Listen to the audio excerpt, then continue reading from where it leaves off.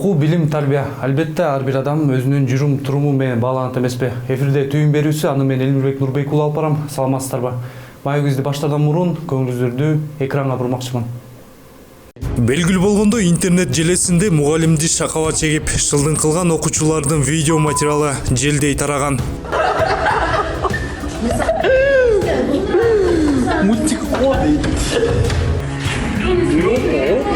Көтпөй аталган мектепке жаңы дайындалган билим министри барып, окуучулар жана ата-энелерге түшүндүрүү иштерин жүргүзүп келген. Жыйынтыгында мугалим окуучуну кечиргендиги маалым болгон. Ким мугалимдерди сыйласа, баары менен дос болот. Эгерде мугалимди коргой албасак, чегераңды айтып коебуз. Эгерде мугалимди сыйлай албасак, кантип мамлекетти кетиребиз? Кыргызстанда мугалимдер менен окуучулардын ортосунда түшүнбөстүк орун алган жагдайлар көп эле кездешет. Бирок алардын кээ бирлери ачыкка чыкпай бүдөмүк бойдон калаары талашсыз. Мугалимди колдогон заманбы же кордогонбу? Окуучулар мектептен кандай билим алат? Мугалимди шылдың кылгандар жоопко тартылабы? Алардын жоопкерчилиги кандай? Биргеликте сөз кылабыз. Бүгүн бизде конокто Кыргыз Республикасынын билим берүү жана илим министрлигинин тарбия иштери боюнча секторунду жетектөөчү ажиси Индира Токонова эжебиз. Саламатсызбы? Саламатсызбы. Биринчи эле суроо узаткым келип турат. Мугалимге баш ийбестик көрсөткөн окуучуларга кандай чара колдонулат? Бул боюнча азыр деле видеодон жалпы көрдүк. Мугалимге карата баш ийбестиктер кийинки кездерде тилекке каршы катталып аткан учурлар болуп атат. Эң биринчи бул мектептерде ар бир окуу жылында укук бузуулардын жана кылмыштуулуктун алдын алуу боюнча кеңешме түзүлөт. Мына ошол кеңешме мектептин администрациясынан, ошондой эле ИДН кызматкерлеринен жана балдардын иши боюнча инспекциянын кызматкерлеринен, ата-энелерден, коомчулуктун өкүлдөрүнөн, анан жогорку класстын окуучуларынын жалпы курамынан түзүлөт да. Эң биринчи мектепте кандай гана укук бузуу болбосун, кылмыштуулук болбосун, мына ушул укук бузуулардын, кылмыштуулуктун алдын алуу кеңешмесинде каралат. Бул кеңешменин өзүнүн да бир топ милдеттери бар.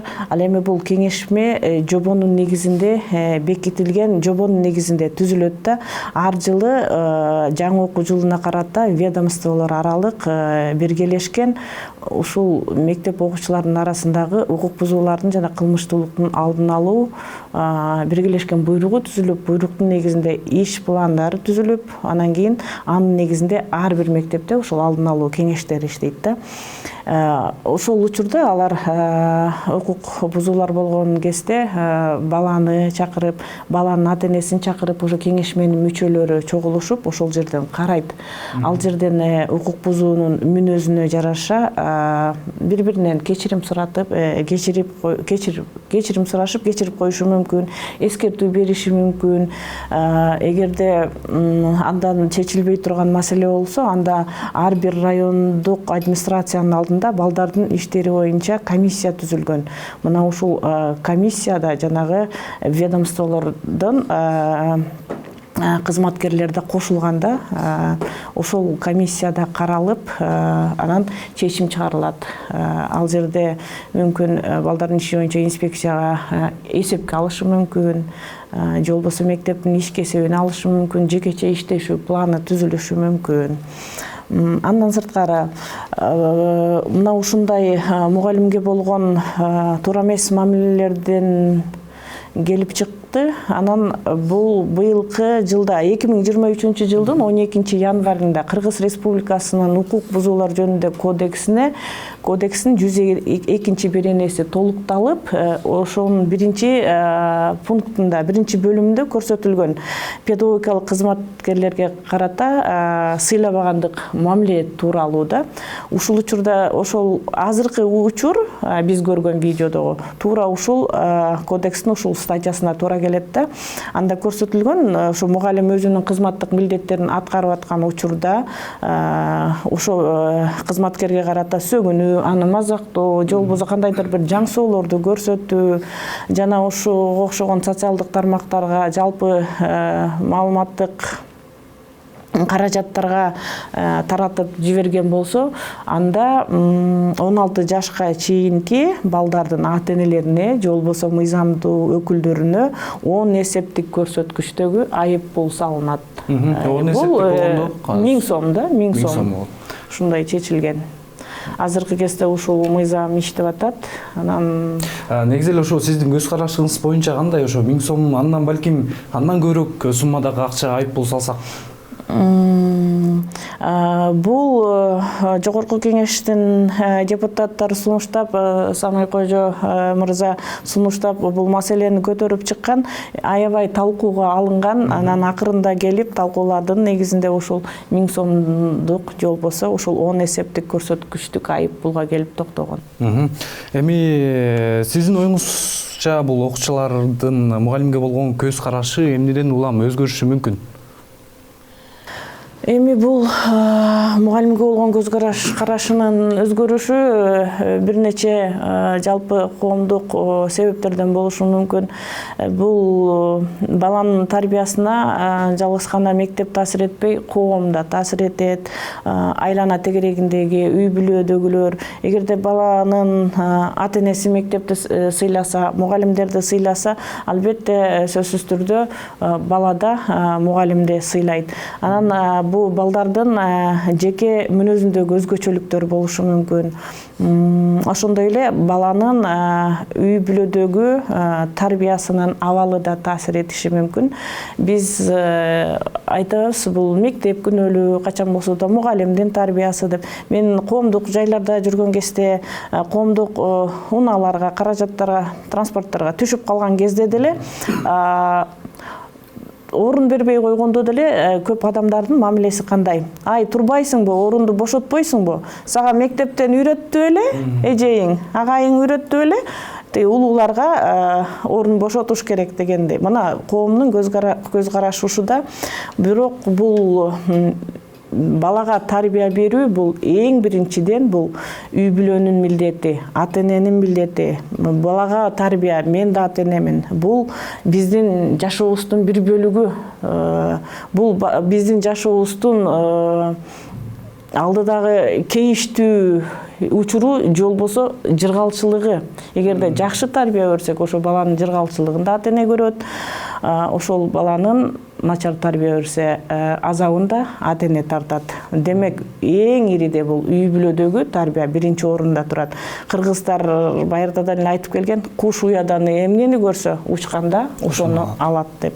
Негизи эле ошо мектеп предметтерине ошо тарбиялык сабактар өтүлөбү?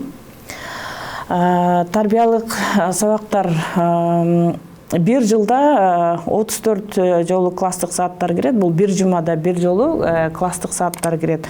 Бул класстык сааттардын багыттары ар кандай. Бул адеп ахлактык тарбия да болушу мүмкүн, патриоттук тарбия да болушу мүмкүн, жарандык тарбия, эмгекке тарбиялоо. Негизинен бир жумада бир жолу класстык сааттары кирет.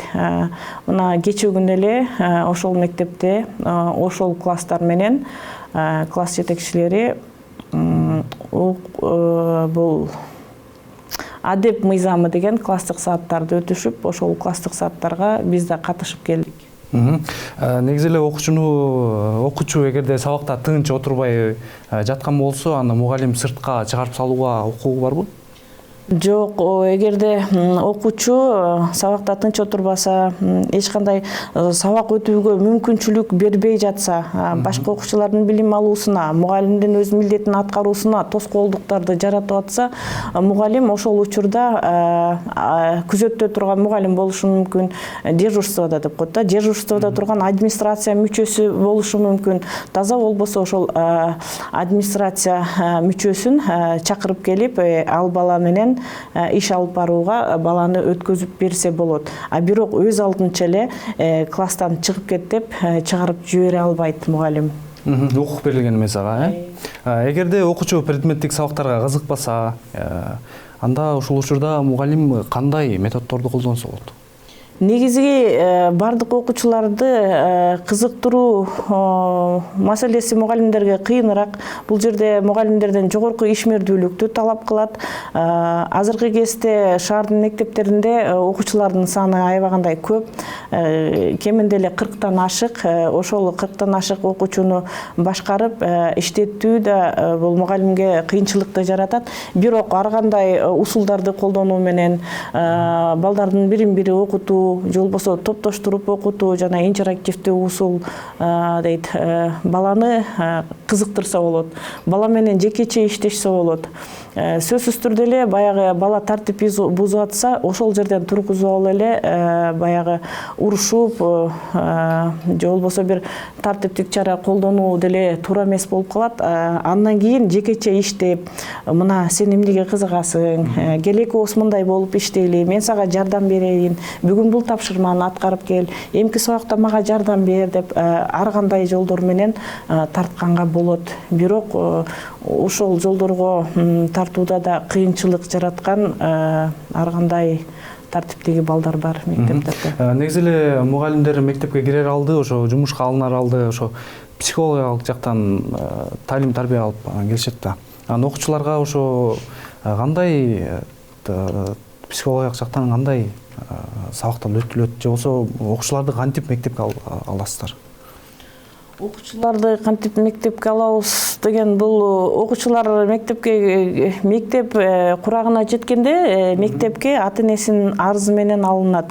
Эгерде анын кандайдыр бир физикалык жактанбы же психикалык жактанбы ден соолугунда мүчүлүштүктөр болсо, анда атайын медициналык чечимдердин негизинде же болбосо сунуштардын негизинде ПМПК деп коет. Ошол ПМПКдан өтүп, анан ПМПК сунуш берет. Баланы кандай мектепте окутуш керек, кайсы программа менен окутуш керек. Мына ошол сунуштун негизинде балдар окутулат. Жогоруда өзүңүз да көрдүңүз, видео материалда ошо коомчулукка резонанс жаралып кетти. Анан сиз ошол кайсы мектепте болду эле, ал эмнеден улам болуп кеткен, ошо көрүүчүлөргө кененирээк айтып кетпейсизби? Эми бул бүгүнкү күндө көпчүлүк эле көрүүчүлөргө социалдык тармактардан тарап белгилүү болуп калды. Бул Бишкек шаарындагы 91-чи мектеп гимназиясында болгон. Бул жерде болгон учурда эле Билим берүү министрлиги ошол жерден мектепке барып, министр Каныбек Апашевич өзү барып, ошол мугалим менен жолугуп, бала менен жолугуп, ата-энелери менен, жалпы ошол жердин эмгек жааматы менен жолугуп, бул мугалимди колдоо, мугалимдин статусун көтөрүү иштерин жүргүзүп келди десек да болот да. Андан кийин андан сырткары ал жерде класстык сааттар коюлду. Азыркы кезде мугалим менен окуучулардын ортосундагы мамиле жакшы. Окуучу жана анын ата-энеси мугалимден кечирим сурашты, бири-бирин кечиришти. Ошол тарбия иштери азыркы кезде ал мектепте, жалпы эле Кыргыз Республикасынын башка мектептеринде да азыр күчөтүлүүдө. Алдын алуу иштери дагы жүргүзүлүп атат. Негизи мектептерде ошо уюлдук телефонду колдонууга мыйзам жол береби? Мектептерде уюлдук телефондорду такыр колдонбосун деп биз ага чек кое албайбыз кесе түрдө.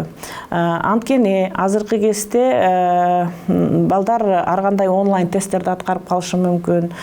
Же болбосо электрондук библиотека, китепкана деген бар, электрондук күндөлүк, электрондук журнал деген бар. Мугалим сабакта отуруп эле электрондук журналга баланын билимин баалайт.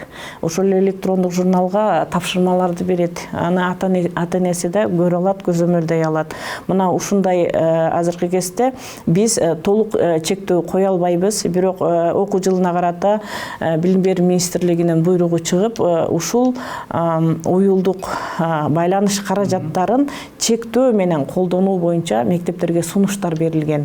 Ал жерде окуу ишмердүүлүгүнөн тышкаркы убактарда балдарга телефон колдонууга болбойт. Мугалим эгерде биз ушул тапшырманы аткарабыз, тест аткарабыз, кана эмесе уюлдук телефоңарды алып чыккыла деген кезде гана алып чыга алышат. Ошо сиз ошо мектептеги окуучуларгабы же мугалимдергеби, ата-энелергеби ошо биздин эфирден пайдаланып кайрылуу жасап кетсеңиз болот. эмнеге кайрылуу жасасак, биринчиден бул айтпадыкпы, тарбия маселеси бул эң алгач үйдөн, тарбиянын пайдубалы балага кандайдыр бир деңгээлде үйдөн коюлуп, анан кийин түзүлүп мектепке келет. Ошондуктан балага тарбия берүү жашообуздун бир бөлүгү экенин ар бир ата эне унутпай, эң ириде бул ушу үйдөгү тарбияга жакшы көңүл бурсак, күнүмдүк түйшүктүн айынан материалдык байлыкты биринчи орунга коюп, жан дүйнөбүздүн байлыгы болгон, биздин келечегибиз болгон балдардын тарбиясын унутта калтырбасак деген кайрылууну айтмакмын ата энелерге, ата эне катары. Убагында улуу инсандарды дагы мугалим окуткан. Мугалим мөмөлүү дарак деп бекер айтылбаса керек. Эфирде түйүн берүүсү болду. Аны мен Элмирбек Нурбек уулу алып бардым. Бүгүн бизде конокто Кыргыз Республикасынын Билим берүү жана Илим министрлигинин тарбия иштери боюнча секторунун жетектөөчү адиси Индира Токонова эжебиз болду. Келип бергениңиз үчүн терең ыраазычылык билдиребиз. Ал эми көрүүчүлөр менен убактылуу коштошом. Кийинки берүүдөн көрүшкөнчө аман туруңуздар.